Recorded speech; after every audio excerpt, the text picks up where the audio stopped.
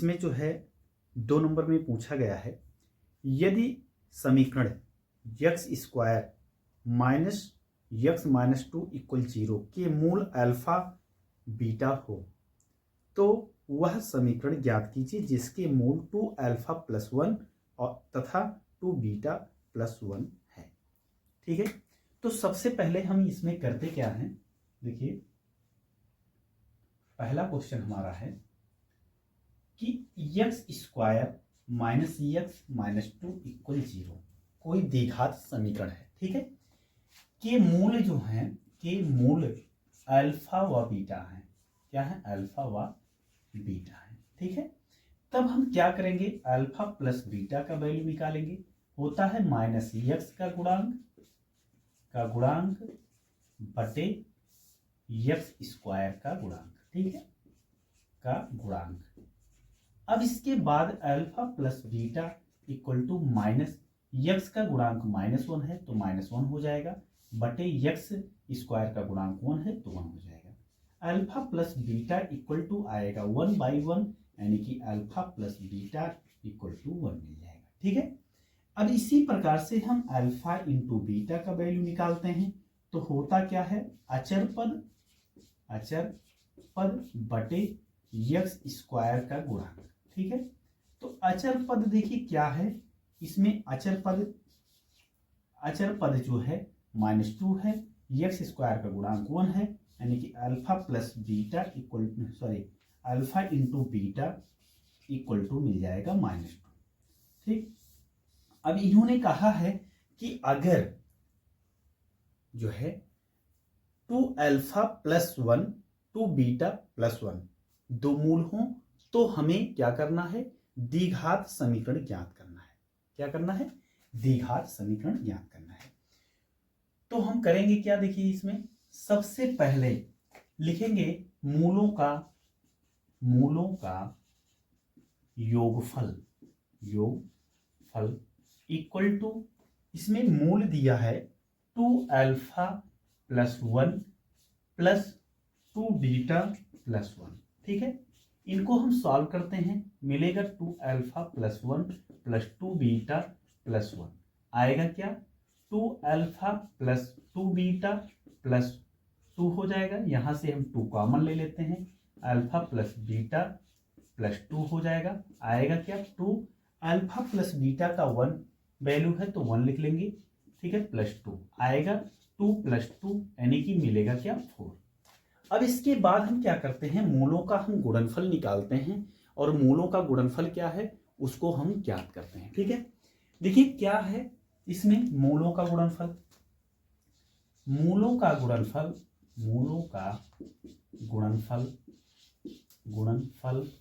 Equal to 2 alpha plus 1 into 2 beta plus 1 आएगा क्या, इनको इसमें गुणा करते हैं तो हो जाएगा 4 अल्फा बीटा, और इसमें करेंगे तो आएगा 2 अल्फा, 1 से 2 बीटा में करेंगे तो 2 बीटा हो जाएगा, और 1 में करेंगे तो 1 आ जाएगा।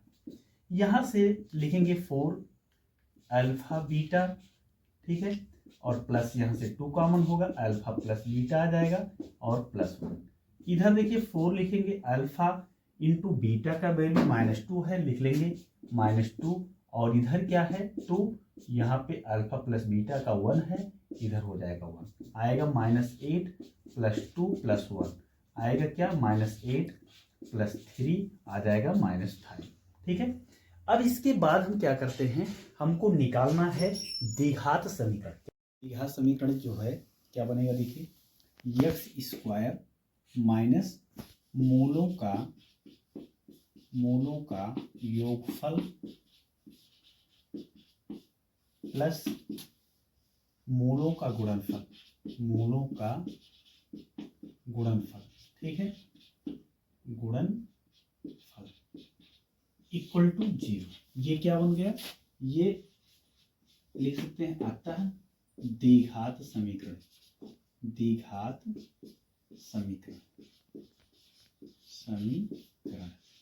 ठीक है, द्विघात समीकरण हमको जो मिलेगा ये इसका फार्मूला है।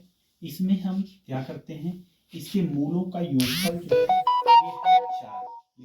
4x प्लस ये जो है दिया है -5 तो लिखेंगे -5 इक्वल टू 0 आएगा x square minus 4x minus 5 बराबर 0 यही प्राप्त होगा। ठीक है, करते हैं। देखिए सेकंड नंबर क्वेश्चन है, यदि अल्फा बीटा एक बहुपद 2y² प्लस 7y प्लस 5 के शून्यांक हो तो alpha plus beta plus alpha beta का मान ज्ञात कीजिए। तो इसमें दिए हैं समीकरण द्विघात बहुपद, ये बहुपद का क्वेश्चन है। दूसरा किसका है, बहुपद का क्वेश्चन है। इसमें देखिए क्या है कि बहुपद हमें मिला है द्विघात बहुपद 2y² प्लस 7y प्लस 5। ठीक है, इसमें अल्फा के शून्यांक क्या है, शून्यांक जो है अल्फा व बीटा है। ठीक है, तो अल्फा प्लस बीटा का वैल्यू हम निकालते हैं, क्या मिलेगा माइनस y का गुणांक बटे y² का गुणांक। ठीक है, आएगा alpha plus beta equal to minus y का गुणांक है 7 हो जाएगा 7/2। ठीक है, अब देखिए अल्फा प्लस बीटा हो ही गया। अब इसके बाद हमको निकालना क्या है, अल्फा इंटू बीटा क्या होता है, अचर पद बटे y² का गुणांक, ठीक है, तो alpha into beta equal to अचर पद इसमें 5 है और y² का गुणांक 2 है, इतना लिख लेंगे। अब हमको ज्ञात क्या करना है, हमको जो ज्ञात करना है alpha plus beta plus alpha beta, इतने का वैल्यू हमें निकालने हैं। ठीक है, तो हम क्या करेंगे, देखिए अल्फा प्लस बीटा लिख लेते हैं और इधर प्लस अल्फा बीटा इंटू में कर लेते हैं। तो इसका वैल्यू क्या आया है, ये आया है -7/2 आया है, प्लस इसका आया है 5/2, क्या आया है 5/2। तो देखिए क्या होगा, 2 हो जाएगा, -7 प्लस 5 मिलेगा क्या -2/2 यानी कि -1। इसका आंसर क्या मिलेगा -1। ठीक है, इस प्रकार से 2 क्वेश्चन हमारे कंप्लीट हुए। अब हम तीसरा क्वेश्चन देखते हैं, तीसरा क्वेश्चन क्या है उसको हल करते हैं। अगला क्वेश्चन देखिए है, ये बेलन से कह रहे हैं एक लंबवृत्तीय बेलन के आधार का क्षेत्रफल 63 पाई वर्ग सेंटीमीटर है। यदि इसकी ऊंचाई 10 सेंटीमीटर हो तो बेलन का आयतन ज्ञात कीजिए। ठीक है, इसमें हम क्या करेंगे, सबसे पहले आधार की त्रिज्या को हम मानेंगे। ठीक, तीसरा क्वेश्चन, माना बेलन के आधार की त्रिज्या ये कितना है r है, तब बेलन का क्या दिया है, आधार का क्षेत्रफल दिया है। तब बेलन के आधार का क्षेत्रफल, बेलन के आधार का क्षेत्रफल, ठीक है, 1 मिनट, इसको एक तरीका और है निकालने का। ठीक है, डायरेक्ट हम लिख सकते हैं, क्या लिखेंगे, देखिए बेलन का आयतन निकालने के लिए हम क्या करेंगे, आधार के क्षेत्रफल को ऊंचाई से गुणा कर देंगे, यानी कि πr², h में πr² का वैल्यू उन्होंने दिया है, हम उसको क्या करेंगे h रख करके वैल्यू आसानी से निकाल सकते हैं। यहां त्रिज्या निकालने की कोई जरूरत नहीं है और 2 नंबर में पूछा गया है, आसानी से हम कर सकते हैं।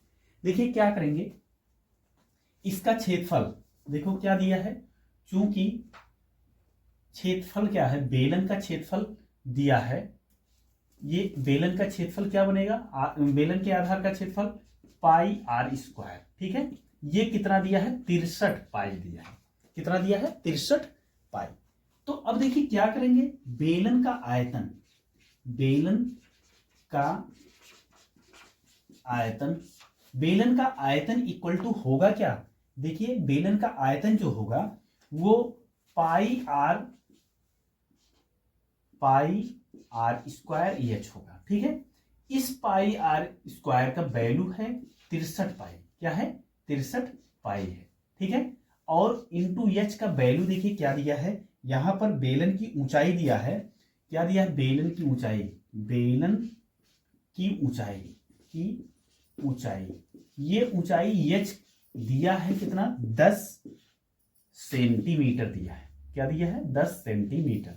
ठीक है, क्या करेंगे यहां 10 रख देंगे, आएगा 630 पाई घन सेमी आ जाएगा। ठीक है, इस प्रकार से हमारा तीसरा क्वेश्चन कंप्लीट हुआ। अब हम चौथा क्वेश्चन देखते हैं, 4 नंबर क्वेश्चन क्या है उसको हम देखते हैं, उसको हल करते हैं। देखिए इसमें अगला क्वेश्चन है, कह रहे हैं कि x plus Y equal to क्या दिए हैं 14 दिए हैं, तथा x minus Y equal to क्या दिए हैं 4। कह रहे हैं समीकरण युग्म को हल कीजिए। एक समीकरण इन्होंने दिया है, 4 नंबर क्वेश्चन है। समीकरण देखिए क्या दिया है कि x plus Y equal to 14 है, इक्वेशन फर्स्ट है, और x minus Y equal to 4 है, इक्वेशन 2 है। ठीक है, इन दोनों इक्वेशनों को क्या करना है, हमें हल करना है, यानी कि x और y का मान निकालना है। हम क्या करेंगे, इसमें सबसे पहले हम जो है कोई भी तरीका तो कहा नहीं है, हम जो भी तरीका इच्छा हो उसको लगा सकते हैं। तो विलोपन विधि हम लगाएंगे। क्या करेंगे, जोड़ने पर, यानी कि दोनों समीकरण को हम क्या कर देंगे, जोड़ देंगे। जब जोड़ेंगे तो ये y कैंसिल हो जाएगा, इधर आएगा 2x इक्वल टू क्या हो जाएगा 18 हो जाएगा। x इक्वल 18/2 यानी कि x इक्वल टू आ जाएगा 9। ठीक है, x का मान 9 आ गया। अब क्या करते हैं, समीकरण 1 में x का मान रखने पर, x का मान रखने पर, ठीक है, तो यहां पर हम रखते हैं, क्या रखेंगे, देखिए 9 प्लस वाई इक्वल टू 14। तो y इक्वल टू क्या मिलेगा, इधर देख लीजिए, y इक्वल टू 14 माइनस 9 आएगा y इक्वल टू 5। कितना आ जाएगा 5। ये समीकरण का हल हो गया। x का मान आया 9 और y का मान आया 5। ठीक है, इस प्रकार से हमारा 4 क्वेश्चन कंप्लीट हुआ। अब हम 5वां क्वेश्चन देखते हैं, वो 5वां क्वेश्चन क्या है उसको हल करते हैं। ठीक है, देखिए क्वेश्चन है कि निम्नलिखित के मान निकालिए। क्या करिए, मान निकालिए। ठीक है, इसमें हम करेंगे क्या, tan 30 अंश का मान जो होता है 1/√3 होता है। ठीक है, और इसका जो है कोसेक 60 अंश का मान जो होता है 2/√3 होता है। क्या होता है 2/√3 प्लस tan 60 अंश का होता है √3। ठीक है, और sec 30 अंश का मान क्या होता है, इसका होता है 2/√3। तो ये हो जाएगा कैंसिल, आया क्या, इधर हो गया 2, इधर हो गया 3। ठीक है, और इधर बचा क्या 2, आएगा 2 प्लस 3 दूनी 6 मिल जाएगा, बटे में 3 आएगा, 6 2 8/3, यही आंसर होगा। ठीक है, अब हम जो है 6वां क्वेश्चन को देखते हैं। 6वां क्वेश्चन क्या है उसको हल करते हैं। देखिए 6वां क्वेश्चन है, क्या है कि समांतर श्रेणी का चौथा पद शून्य है। क्या है, चौथा पद शून्य है। कह रहे हैं सिद्ध कीजिए कि समांतर श्रेणी का 25वां पद 11वें पद का 3 गुना है। अब इसमें हम सबसे पहले लिखेंगे जो दिया है 6वें क्वेश्चन में, क्या दिया है, a4 क्या है 0 है। ठीक है, a4 क्या है 0 है, और 25वां पद a25 इक्वल टू क्या है a11। ठीक है, का 3 गुना है, का क्या है 3 गुना। ठीक है, इतना दिया है। हम सबसे पहले करते क्या है, इसमें सबसे पहले हम वैल्यू निकालते हैं। क्या वैल्यू निकालेंगे, देखिए इसके साथ साथ एक चीज और दिया है, कह रहे हैं कि ये चीजें सिद्ध करने के लिए कहे हैं। क्या कहे हैं, सिद्ध करना है, इसको सिद्ध करना है। ठीक है, तो हम करेंगे क्या, देखिए इसमें जो है सबसे पहले ए और डी मानते हैं। क्या मानते हैं, ए और डी। तो क्या होगा, माना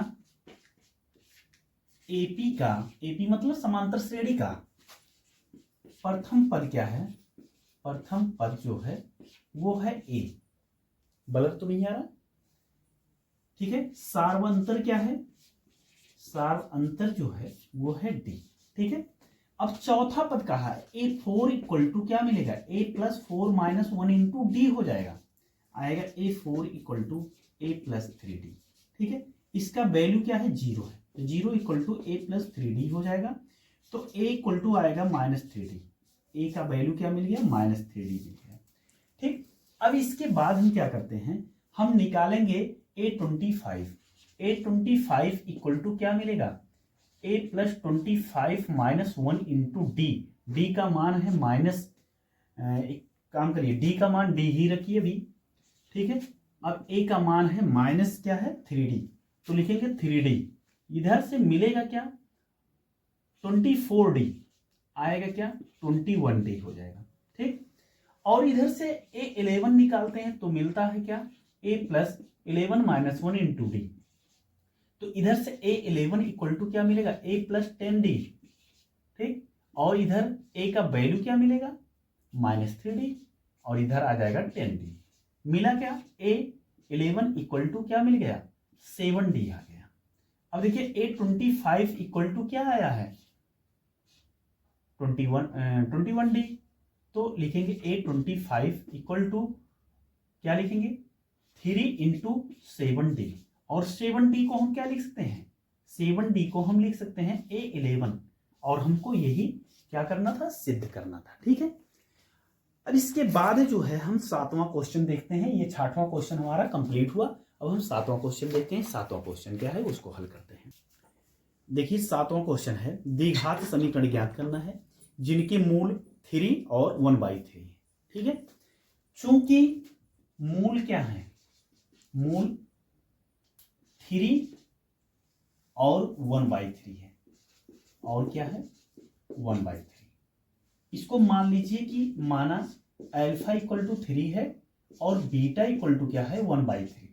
ठीक, तो देखिए अल्फा प्लस बीटा का वैल्यू मिलेगा 3 प्लस 1/3, आएगा alpha plus beta equal to 3 त्रिका 9 प्लस 1/3, यानी कि alpha plus beta equal to क्या मिल गया 10/3। ठीक, अब इसके बाद हम करते क्या हैं, अब इसके बाद जो है हम निकालेंगे, क्या चीज निकालेंगे, इसमें जो है हम अल्फा इंटू बीटा का वैल्यू निकालेंगे।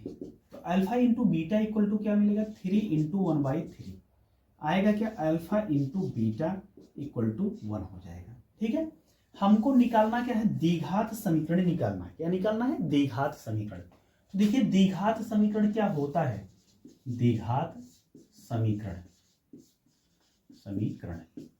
X square minus alpha plus beta into x plus alpha beta equal to 0। ठीक है, आएगा क्या x square minus alpha plus beta का वैल्यू आया है 10/3 इंटू एक्स प्लस इसका वैल्यू क्या है 1 है, लिख लेंगे 1 इक्वल टू 0। तो हम बाई इसका भी 1 इसका भी 1 कर लेंगे, आएगा क्या देखिए 3 हो जाएगा। तो 3 जब 1 का एलसीएम 3 हो जाएगा, तो यहाँ आएगा 3x स्क्वायर, यहाँ 10x, यहाँ 3 हो जाएगा इक्वल 0। इनको इधर भेजेंगे 0 बन जाएगा, तो 3x square minus 10x plus 3 equal to 0। ये हमारा जो है द्विघात समीकरण प्राप्त होगा। ठीक है, ये 7वां क्वेश्चन कंप्लीट हुआ। अब हम 8 नंबर क्वेश्चन देखते हैं, वो क्या है उसको हल करते हैं।